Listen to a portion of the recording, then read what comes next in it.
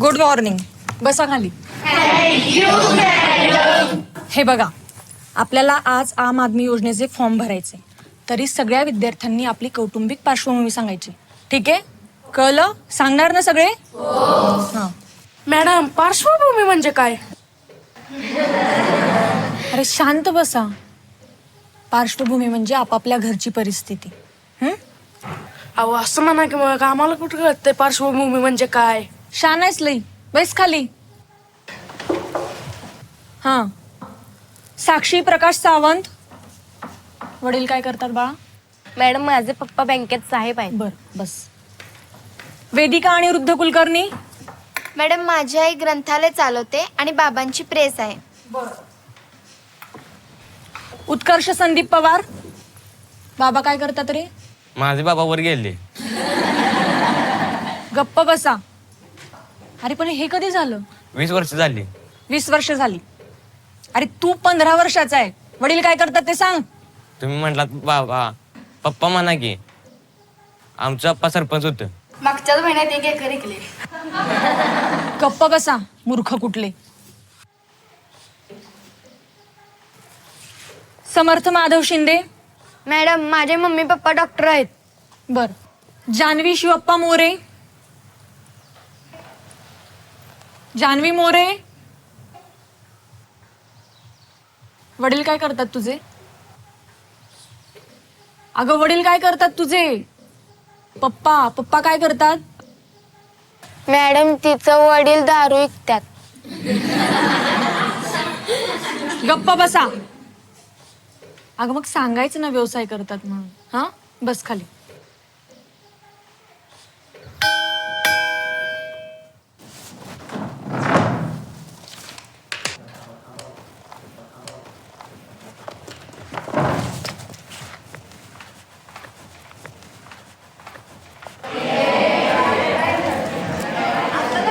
होय ग जानवी, तुझं वडील दारू विकतात?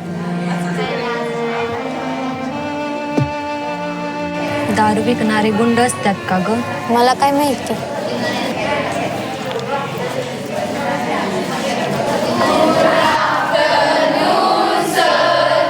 Good afternoon. Sit down.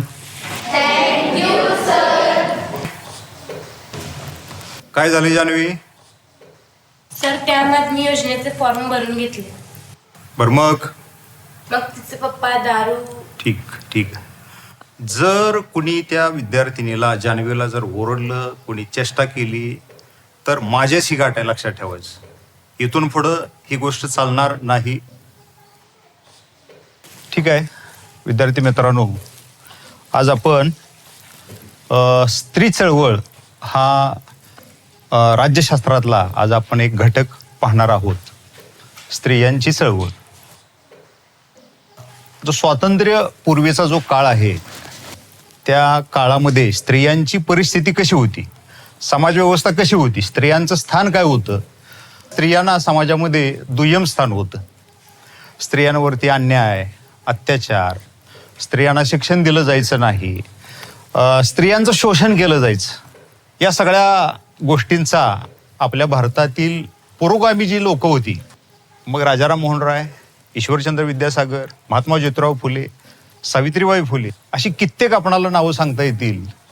आणि त्यांनी आपल्या भारतीय समाजव्यवस्थेचा अत्यंत बारकाईनं अभ्यास केला आणि स्त्रियांची प्रगती व्हावी, स्त्रियांनी समाजामध्ये पुढे यावं, शिकावं, या दृष्टीने त्यांनी प्रयत्न सुरू केले.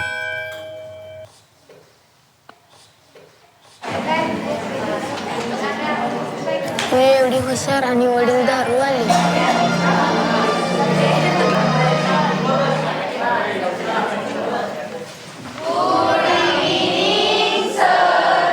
Good evening. बसा खाली. तर विद्यार्थी मित्रांनो, अरविंद जगताप यांचं हे पत्रास कारण की हे जे पुस्तक आहे, तर या पुस्तकातून आपल्या पाठ्यपुस्तकामध्ये असणारा एक 10वा पाठ आहे आप्पांचे पत्र नावाचा. तर तो आपल्या अभ्यासक्रमामध्ये घेतलेला आहे आणि तो श्रमप्रतिष्ठा हे मूल्य आपल्याला शिकवणार आहे. तर हा श्रमप्रतिष्ठा शिकवणारा पाठ बरंच काही आपल्याशी संवाद साधतोय आणि हा संवाद अरे झोपले की रडते? तिचे वडील दारू विकतात, तर म्हणून सगळी मुले तिला चिडवतात, म्हणून ती अशी बसली. अरे छान. हे पहा, चिडवणाऱ्या मुलांनो, ही जे आता सांगते ती गोष्ट कुठंतरी मला मनाला खटकणारी आहे. कुणाच्या आई वडिलांच्या व्यवसायावरून चिडवणं ही गोष्ट नक्कीच चुकीची आहे. आता घडली घटना ठीक आहे, पण इथून पुढं कुणीही कुणालाही, तिलाच नव्हे तर कुणालाही असं चिडवाल तर याद राखा, हे बिलकुल बरोबर नाही. विद्यार्थ्यांसाठी सुद्धा हे अशोभनीय आहे. इथून पुढं कुणीही चिडवणार नाही, हे लक्षात घ्या. बरोबर? ठीक आहे.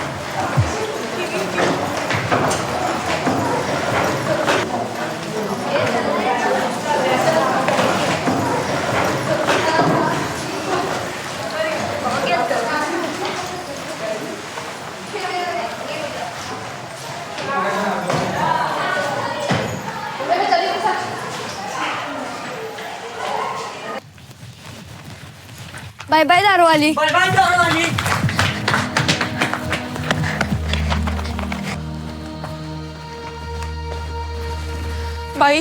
बाई तो समर्थ मला दारूवाली म्हणला. अगं मूर्ख मुलं आहेत ते आणि मी बोलते त्यांच्याशी उद्या. नाही बाई, त्याला आता शिक्षा करा. अगं काळजी करू नकोस, मी बोलते उद्या. बाई, त्याला आत्ता बोलून शिक्षा करा, नाहीतर मी उद्या माझ्या पप्पांना घेऊन येईन आणि कोण काय काय बोललं ते सगळ्यांची नावं सांगेन. ग नको लक्ष देऊ. आणि एवढी का चिडतेस तू? बाई, तुम्हाला कोणी दारूवालीची मुलगी ए निघ इथून. मी तुला दारूवाल्याची मुलगी म्हटले? अगं काही संस्कार वगैरे आहेत की नाहीत तुझ्यात? वाटेल ते बोलतीये. काय तर म्हणे मी माझ्या वडिलांना घेऊन येईल. काय वाघ आहेत का तुझे वडील इथे येऊन मला खातील तर? अगं जर शासनच माहिती मागत असेल तर आम्ही तरी काय करणार आहे? काय तर म्हणे वडिलांना घेऊन येईल मी. इथून वडिलांना घेऊन येईल. वट दररोज मरमर मरमर करायची, वरून यांना संस्कार द्यायचे. नको त्या उचापत्या.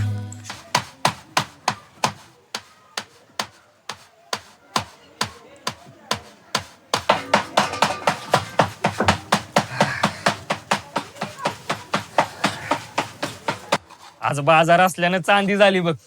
आग लावा त्या पैशाला. पोरगी इथं बिना अन्ना पाण्याची झोपली. का आजारी आहे काय? तो दारू विकायचा धंदा बंद करा आधी. कसली कसली माणसं येतात घरला. आणि पोरगी बी आता मोठी झाली. अगं पर काय झालं? कोण काय बोललं काय जानवीला? ए जानू, तुला कोण काय म्हणलं काय?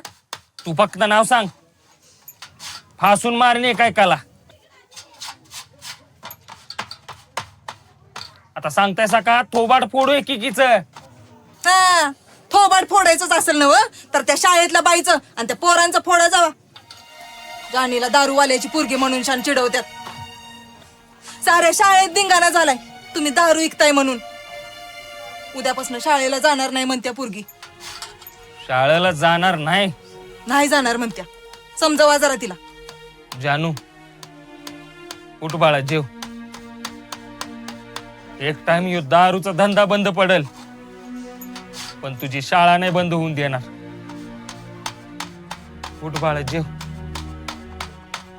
उद्या मी बघतो एकेकाला. मला बी या आडवाट सोडायची आहे, पर सोडू देत नाही कोण.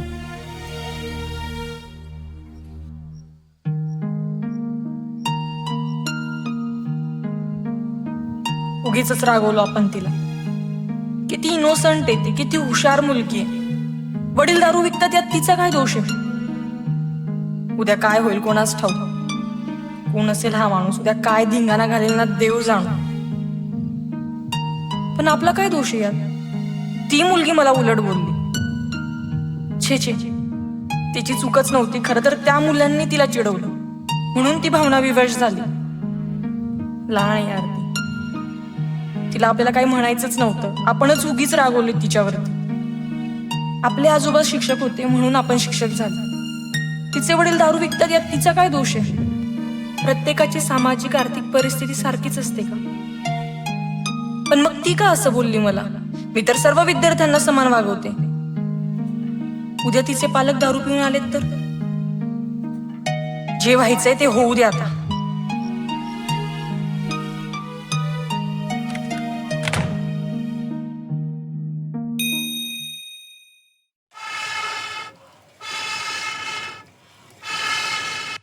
जान्हवी, तू आज शाळेला जा. मी नाही जाणार. नाही जाणार? मग राहू दे, मी बघतो काय करायचं ते. म्हणून म्हटली तर दारूवाली. तुम्ही उगा कुठल्या मास्तरनीला काय बोलू नका, नाहीतर आपल्या पोरगीकडे कोण बी ध्यान द्यायचं नाही. आणि त्यांचा काय दोष हो? आपणच दारू विकत नसतो तर ती का बोलली असतीत आपल्याला? आपण सुधरायला ना ग? उगा लोकांनी बोलून काय उपयोग? तुझं तोंड बंद कर जरा. वर्गातली पोरं दारूवाली म्हणतात म्हणजे काय? इथं आम्ही काय सुकानं दारू विकतोय व्हय? मी बघतो काय करायचं ते. मी आज जाणार नाही तिच्या शाळेकडं.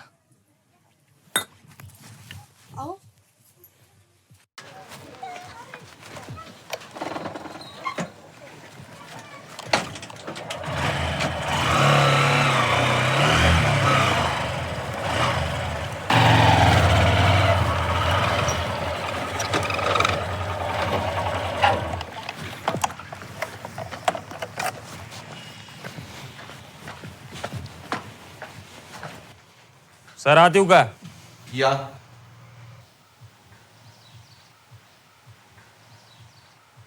बसा. कुठं आहेत त्या माने मॅडम? बोलवा त्यांना. काय झालं? माझ्या मुलगीला दारूवाल्याची मुलगी म्हणणं तुमच्या शाळेतल्या पोरांना शोभतं का? आम्ही काय सुकानं दारू विकतोय? तिला चांगलं संस्कार मिळावं, तिनं चांगलं शिकावं म्हणून तिला या शाळेत गाठलं. कुठं आहेत त्या माने मॅडम? बोलवा त्यांना. हो हो हो, शांत शांत हो अगोदर. सर आत येऊ का? या.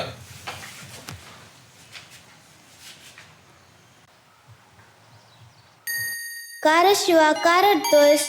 मी नाही येणार उद्यापासून शाळेला. सगळी पोरं मला दारूवाल्याचा पोरगा म्हणून चिडवतात. अरे तू किती हुशार आहेस, नको शाळा सोडू. नयन, अगं मी शिवा. ओळखलं नाहीस मला? अगं येळावीत आपण एकत्र वर्गात होतो. तू पवार गुरुजीची नात ना? अगं वर्गात आपण दोघंच हुशार होतो की. तू येळावीचा मोरे. शिवा, दारूवाला. वय, मीच शिवा. जान्हवी माझीच मुलगी आहे. अरे किती हुशार होतास तू, आणि काय करतोय हे सगळं? नयन मॅडम, मला माफ करा. तुम्हाला आठवतं मी का शाळा सोडली ते? कारण शाळेत मुलं मला दारूवाल्याचा मुलगा म्हणून चिडवत होती. जान्हवी माझीच मुलगी आहे. मला माफ करा सर, मला माफ करा. मी तुमच्याकडे तक्रार घेऊन आलो. अरे शिवा, जान्हवी खरंच खूप गुणी मुलगी रे, खूप हुशार आहे ती. खरं तर त्या दिवशी माझंच चुकलं आणि मी तिला रागवले. त्यात तिची काहीच चूक नाही. अरे नाही मॅडम, सर माझा कुणावरच राग नाहीये. पण तुम्हाला एक सांगतो, मी शाळा सोडली कारण सगळे मला दारूवाल्याचा मुलगा म्हणून चिडवत होते. आणि आज माझ्या मुलगीला पण सगळे दारूवाल्याची मुलगी म्हणून चिडवतात. पण निदान तुम्ही एक गोष्ट करा, तिला एवढी शिकवा की तिच्या मुलगीला कुणी दारूवाल्याची मुलगी म्हणता कामा नये. एवढं तिला शिकवा.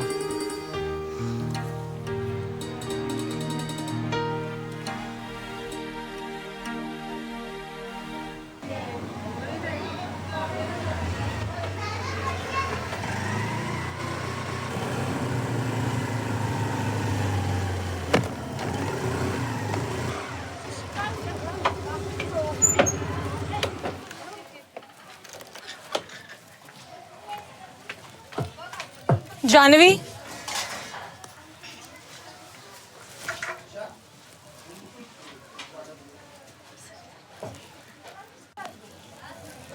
चल, आजपासून कोणी तुला दारूवाली म्हणून चिडवणार नाही.